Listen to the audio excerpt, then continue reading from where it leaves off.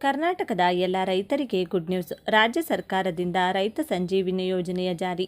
ಈ ಯೋಜನೆಯಡಿ ಪ್ರತಿ ರೈತರಿಗೆ 1 ಲಕ್ಷ ರೂಪಾಯಿ ಉಚಿತ. ಹೌದು, ರಾಜ್ಯದ ಪ್ರತಿಯೊಬ್ಬ ರೈತರು ಕೂಡ ಈ ರೈತ ಸಂಜೀವಿನಿ ಯೋಜನೆಯ ಅಡಿಯಲ್ಲಿ ಈ ಯೋಜನೆಗೆ ಅರ್ಹರಾಗಿರುತ್ತಾರೆ.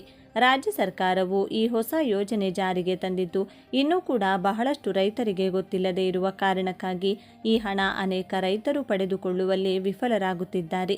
ರಾಜ್ಯದ ರೈತರು ಈ ಯೋಜನೆಯ ಲಾಭವನ್ನು ಪಡೆದುಕೊಳ್ಳಲು ಏನು ಮಾಡಬೇಕು, ಎಲ್ಲಿ ಅರ್ಜಿಯನ್ನು ಸಲ್ಲಿಸಬೇಕು, ಯಾಕೆ ನೀಡಲಾಗುತ್ತದೆ, ಯಾವಾಗ ಪಡೆದುಕೊಳ್ಳಬಹುದು, ಅರ್ಹತೆಗಳು ಏನು, ಎಲ್ಲ ಸಂಪೂರ್ಣ ಮಾಹಿತಿಯನ್ನು ತಿಳಿದುಕೊಳ್ಳಲು ತಪ್ಪದೆ ವಿಡಿಯೋಗೆ ಈಗಲೇ ಒಂದು ಲೈಕ್ ಮಾಡಿ ಹಾಗೂ ವಿಡಿಯೋವನ್ನು ತಪ್ಪದೆ ಕೊನೆವರೆಗೂ ನೋಡಿ. ಕೃಷಿ ಕಾಯಕದಲ್ಲಿ ತೊಡಗಿರುವಾಗ ಅನಿರೀಕ್ಷಿತವಾಗಿ ಸಂಭವಿಸುವ ಅಪಘಾತಗಳಿಂದ ತೊಂದರೆಗೆ ಸಿಲುಕುವ ರೈತ ಕುಟುಂಬಗಳಿಗೆ ನೆರವಾಗಲು ಕರ್ನಾಟಕ ಸರ್ಕಾರವು ರೈತ ಸಂಜೀವಿನಿ ಅಪಘಾತ ವಿಮಾ ಯೋಜನೆಯನ್ನು ಜಾರಿಗೆ ತಂದಿದೆ. ಕೃಷಿ ಚಟುವಟಿಕೆಗಳ ಸಮಯದಲ್ಲಿ ಸಾವು ಅಥವಾ ಅಂಗವಿಕಲತೆ ಸಂಭವಿಸಿದಲ್ಲಿ ರೈತರಿಗೆ ಮತ್ತು ಅವರ ಕುಟುಂಬಕ್ಕೆ ಈ ಯೋಜನೆಯ ಅಡಿ ಆರ್ಥಿಕ ಭದ್ರತೆ ನೀಡಲಾಗುತ್ತಿದೆ. ಯಾರು ಅರ್ಹರು? ರಾಜ್ಯದ ಕೃಷಿ ಉತ್ಪನ್ನ ಮಾರುಕಟ್ಟೆ ಸಮಿತಿಗಳ ವ್ಯಾಪ್ತಿಯಲ್ಲಿ ವಾಸವಾಗಿರುವ 15 ರಿಂದ 60 ವರ್ಷ ವಯೋಮಿತಿಯೊಳಗಿನ ರೈತರು ಮತ್ತು ಅವರ ಕುಟುಂಬದ ಸದಸ್ಯರು ಈ ಯೋಜನೆಯ ವ್ಯಾಪ್ತಿಗೆ ಬರುತ್ತಾರೆ. ಯಾವ ಸಂದರ್ಭಗಳಲ್ಲಿ ವಿಮೆ ಅನ್ವಯಿಸುತ್ತದೆ? ಕೃಷಿ ಸಂಬಂಧಿತ ಕೆಲಸಗಳ ವೇಳೆ ಅಪಘಾತ ಸಂಭವಿಸಿದರೆ ಪರಿಹಾರ ಪಡೆಯಬಹುದು.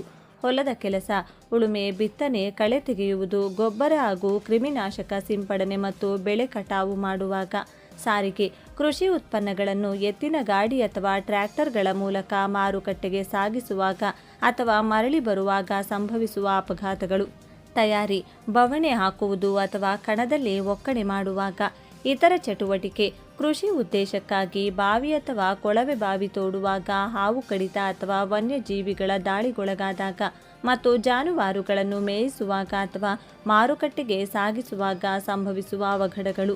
ಪರಿಹಾರದ ಮೊತ್ತ ಎಷ್ಟು?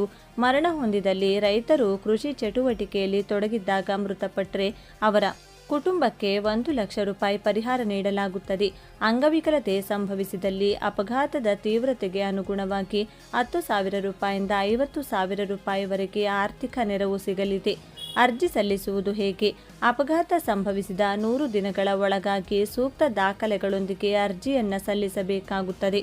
ಅಪಘಾತಕ್ಕೊಳಗಾದ ವ್ಯಕ್ತಿ ಅಥವಾ ವಾರಸುದಾರರು ಸಂಬಂಧಪಟ್ಟ ಕೃಷಿ ಉತ್ಪನ್ನ ಮಾರುಕಟ್ಟೆ ಸಮಿತಿಯ ಕಾರ್ಯದರ್ಶಿಯವರಿಗೆ ಅರ್ಜಿ ಸಲ್ಲಿಸಬೇಕು.